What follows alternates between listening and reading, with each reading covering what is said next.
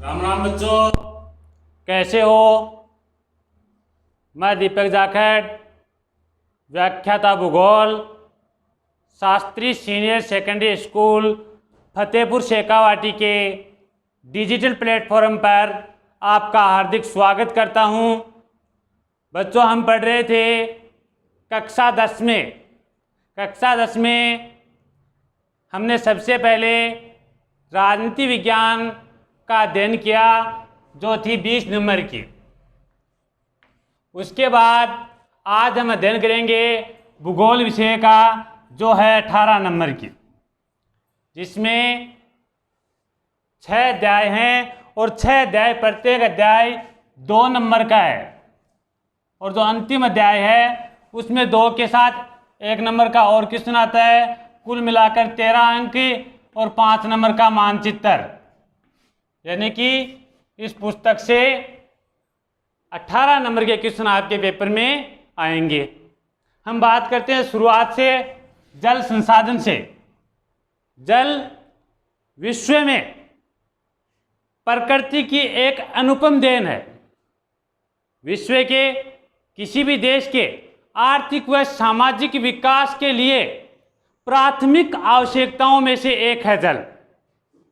विश्व की जितनी भी प्राचीन नदी घाटियाँ, प्राचीन सभ्यताएं विकसित हुई हैं, वो नदी घाटियों के किनारों पर ही हुई हैं।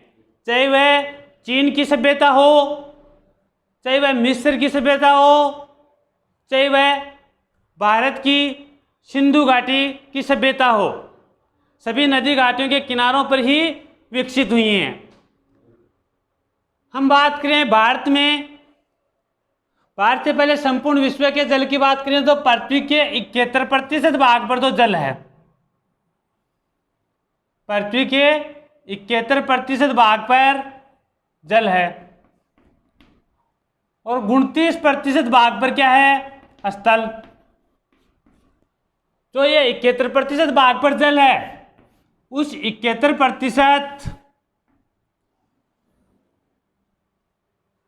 71% का 97%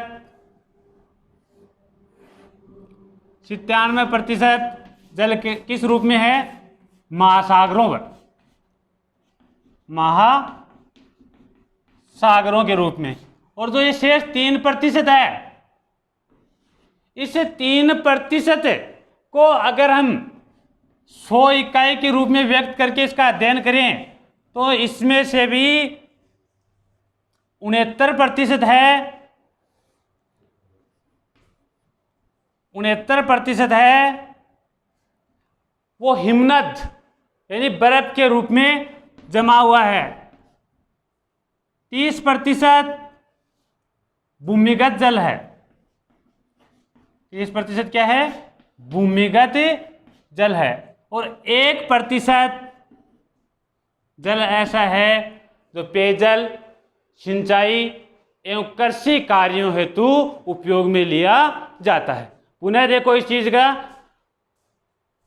संपूर्ण पृथ्वी पर जल कितना है? 71% भाग पर। स्थल कितने भाग पर है? 29% भाग पर। इस 71% का कितना? 97% महासागरों के रूप में और 3% है वो क्या है? मीठा जल है। यानी 97% खारा और 3% मीठा जल है। और इस 3% में भी 69% बर्फ के रूप में जमा हुआ है, 30% भूमिगत जल है और 1% क्या है? कृषि, पेयजल व सिंचाई के लिए काम में लिया जाता है। उसके बाद अगर हम बात करें भारत की, भारत में जल उपलब्धता की बात करें तो वो कितना है? 1869 बिलियन क्यूबिक मीटर। भारत में कितना है? 1869 billion cubic metre. 1869 billion cubic metre. उसके बाद इसमें से हम बात करें तो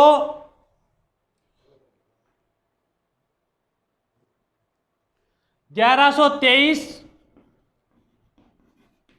बिलियन क्यूबिक मीटर जल उपयोग में लिया जाता है।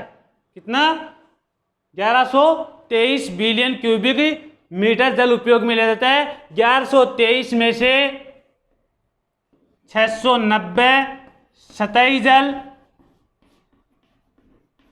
तथा 433 बिलियन क्यूबिक मीटर भूमिगत जल है।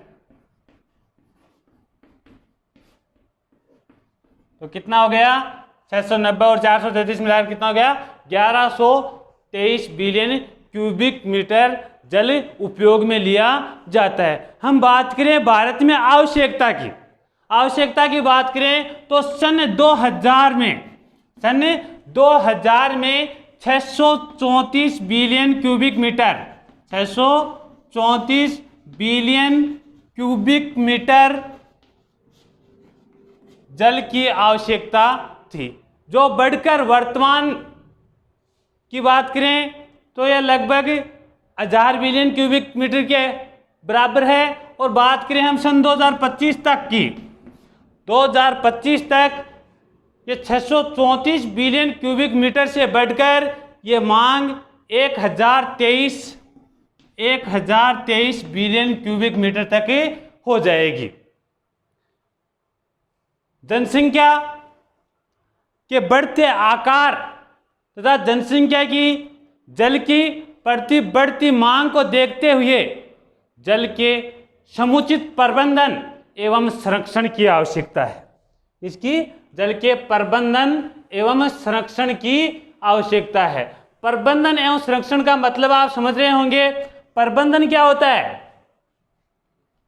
प्रबंधन, जल प्रबंधन का मतलब है जल का सुनियोजित ढंग से व्यवस्थित तरीके से नवीन तकनीकों के माध्यम से उसकी मांग व पूर्ति में सामंजस्य बनाते हुए उसका उपयोग करना क्या कहलाता है? जल प्रबंधन कहलाता है। पुनः देखो, जल को सुनियोजित तरीके से व्यवस्थित ढंग से नवीन तकनीकों के माध्यम से उसकी मांग व पूर्ति में सामंजस्य बनाते हुए जल का उपयोग करना क्या कहलाता है? जल प्रबंधन कहलाता है। हम जल प्रबंधन की बात करें तो हम देखते हैं कि एक तरफ तो जनसंख्या के बढ़ते आकार से जल की मांग बढ़ रही है, दूसरी तरफ नदियों तथा जो वर्षा का जो जल है वो नदियों में न पहुंचकर या फिर मानव के लिए काम में न आकर महासागरों में जाकर मिल जाता है, यानी कि व्यर्थ बहता है।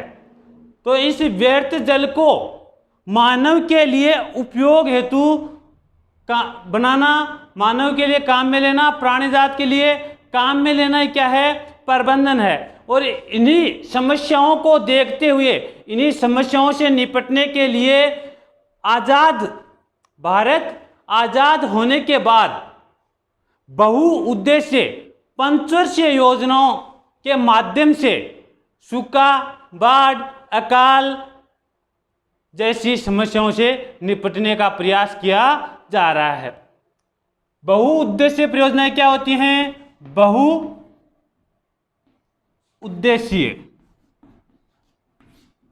बहुउद्देश्य परियोजना जिसमें क्या होता है? एक साथ किसी एक परियोजना में अनेक उद्देश्यों को प्राप्त करने का लक्ष्य रखा जाता है।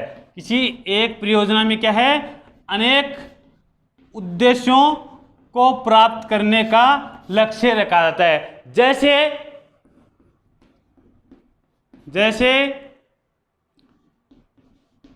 विद्युत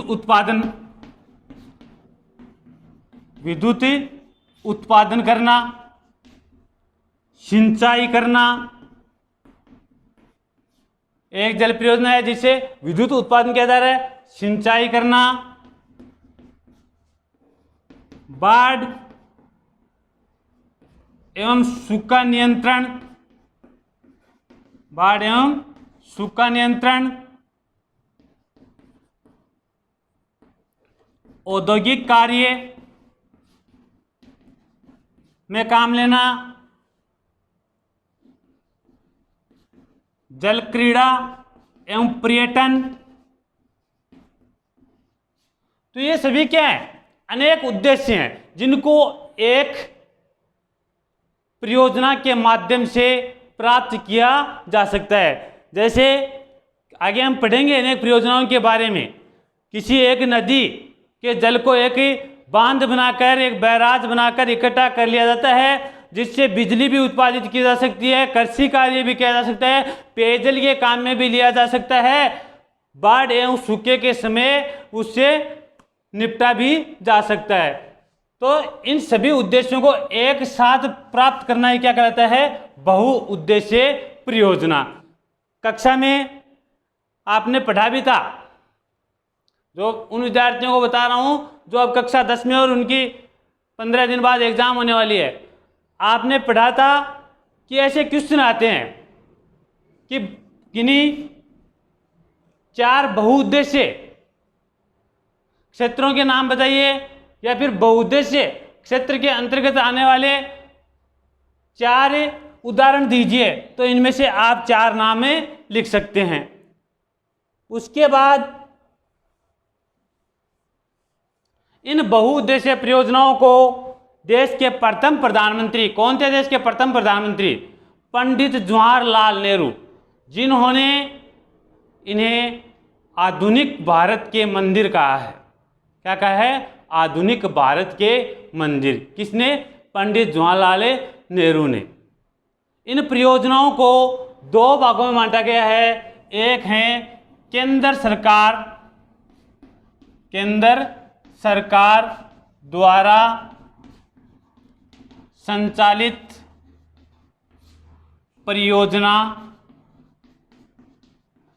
तो दूसरी है राज्य सरकार द्वारा संचालित परियोजना। राज्य सरकार द्वारा संचालित परियोजना। केंद्र सरकार द्वारा संचालित परियोजना कौन कौन सी हैं? बांकड़ा नागल, पहली कौन सी है? बांकड़ा नागल। दूसरी रिहंद, तीसरी हीराकुंड, दामोदर घाटी परियोजना। तो ये सभी क्या हैं? केंद्र सरकार द्वारा संचालित परियोजनाएं हैं। इसके अंतर्गत आपकी कोसी परियोजना और आ जाती है, टिहरी परियोजना है। उनके बाद हम बात करें राज्य सरकार द्वारा संचालित परियोजना। तो राज्य सरकार द्वारा संचालित परियोजनाओं में सबसे पहला नाम आता है चंबल परियोजना का। किसका है? चंबल परियोजना। मतलब तो समझ रहे हो ना आप, केंद्र सरकार और राज्य सरकार द्वारा संचालित परियोजना का। केंद्र सरकार द्वारा इन परियोजनाओं का संचालन किसके द्वारा किया जाता है? भारत की केंद्र सरकार द्वारा। और राज्य सरकार द्वारा संचालित परियोजना यानी इन परियोजनाओं का संचालन किसी एक राज्य की सरकार द्वारा या फिर 2 या 2 से अधिक राज्यों की सरकारों द्वारा मिलकर किया जाता है। जैसे चंबल परियोजना है, तो चंबल परियोजना है ये किन 2 राज्यों की? राजस्थान व मध्य प्रदेश की संयुक्त परियोजना है। कहाँ की? राजस्थान व मध्य प्रदेश की संयुक्त परियोजना है। इसके बारे में विस्तृत अध्ययन हम आगे करेंगे। यहां पर आप इतना ही ध्यान में रखो, ये कहाँ की संयुक्त परियोजना है? राजस्थान व मध्य प्रदेश की। उसके बाद दूसरी परियोजना आपकी आती है तुंगभद्रा परियोजना। तुंगभद्रा परियोजना ये कहाँ की है? कर्नाटक। तुंगभद्रा परियोजना है ये कहाँ की है आपकी? कर्नाटक व आंध्र प्रदेश। कर्नाटक व आंध्र प्रदेश की संयुक्त परियोजना है। तीसरी नागार्जुन सागर परियोजना। नागार्जुन सागर परियोजना ये कहाँ की है? आंध्र प्रदेश। कहाँ की है? आंध्र प्रदेश, अकेले आंध्र प्रदेश की है। उसके बाद हम चौथी परियोजना देखें, सरदार सरोवर परियोजना, सरदार सरोवर परियोजना ये कहाँ की है? सरदार सरोवर परियोजना है, ये है आपके राजस्थान, मध्य प्रदेश, गुजरात। कहाँ की? गुजरात की। उसके बाद जो पांचवी परियोजना है वो है मयूराक्षी तथा फरक्का परियोजना, मयूराक्षी तथा फरक्का परियोजना, जो कहाँ की है? पश्चिमी बंगाल की। कहाँ की है? पश्चिमी बंगाल की। उसके बाद जो नंबर 6 पर आती है वो है माही परियोजना। कौन सी? माही परियोजना। माही परियोजना है वह है राजस्थान व गुजरात की। कहाँ की है? राजस्थान व गुजरात की संयुक्त परियोजना है। उसके बाद आती है आपकी जो 7 नंबर पर है गंडक परियोजना। कौन सी है? गंडक परियोजना। वो कहाँ की है? बिहार व उत्तर प्रदेश। बिहार व कहाँ की? उत्तर प्रदेश की। उसके बाद आती है मचकुंड परियोजना। और मचकुंड परियोजना कहाँ की है? आंध्र प्रदेश व उड़ीसा। आंध्र प्रदेश व उड़ीसा। तो ये थी राज्य सरकार द्वारा संचालित बहुउद्देशीय परियोजनाएं। क्वेश्चन पूछा जाता है केंद्र सरकार द्वारा संचालित किन्हीं 4 बहुउद्देशीय परियोजनाओं के नाम लिखिए। 4 नाम हो जाएंगे, बांकड़ा नांगल, रिहंद, हीराकुंड, दामोदर, कोसी, टेरी, कोई भी 4 नाम लिख सकते हो। क्वेश्चन पूछा जाता है राज्य सरकार द्वारा संचालित किन्हीं 4 बहुउद्देशीय परियोजनाओं के नाम लिखिए। तो कौन सी हो जाएंगी आपकी? चंबल परियोजना, तुंगभद्रा परियोजना, नागार्जुन सागर परियोजना, सरदार सरोवर परियोजना, मयूराक्षी तथा फरक्का परियोजना, माई परियोजना, गंडक परियोजना, मचकुंड परियोजना। लेकिन एक बात ध्यान में रखना, इनके साथ में ये किन 2 राज्यों की या किसी एक राज्य की या किन्हीं 3 राज्यों की संयुक्त परियोजनाएं हैं, वो आपको कोष्टक में साथ में अवश्य लिखनी है। इसके बाद हम आगे की नेक्स्ट कक्षा में इन केंद्र सरकार की जो योजनाएं हैं इनका विस्तृत अध्ययन करेंगे। धन्यवाद।